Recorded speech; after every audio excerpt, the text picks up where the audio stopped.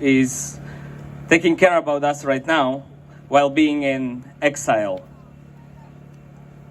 I am representing Karma Bar and Community, our place, who is like a lot of people would say it's a Belarusian bar. It's also true, but for us it's very important to say it's a migrant bar. So migrants we are, because of things happened in Belarus, things happened in Ukraine. So here we are.